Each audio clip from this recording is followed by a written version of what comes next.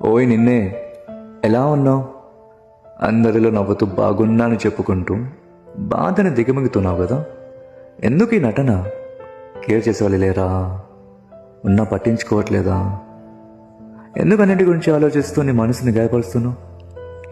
ఏదో చేయాలనుకుంటున్నావు, ఏమి చేయలేక ఆగిపోతున్నావు. నీలో నువ్వే ఎన్ని రోజులని బాధపడతావు?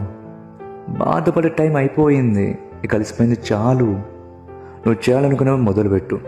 అందరి కోసం కాదు, ముందు నీ కోసం నువ్వు బ్రతుకు. నీ భవిష్యత్తు బాగుండాలంటే ప్రస్తుతంలో నీ చేదు గతం భాగం అవ్వకూడదు. గతాన్ని మర్చిపోవాల్సిన అవసరం లేదు. గతాన్ని గుర్తు పెట్టుకుని మళ్ళీ అదే పొరపాటు అవ్వకుండా జాగ్రత్త పడు.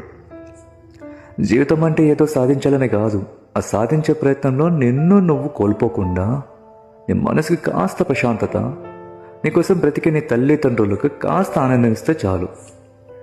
నీకోసం ఎవరు రారురా, ఏమీ చేయరు. ఒంటరిగా పోరాడు, గెలిచినా ఓడినా నీకంటూ నువ్వే ఉంటావు అని తెలుసుకొచ్చారు. ఓకేనా? ఇక్కడైనా మారుతామని అనుకుంటున్నా.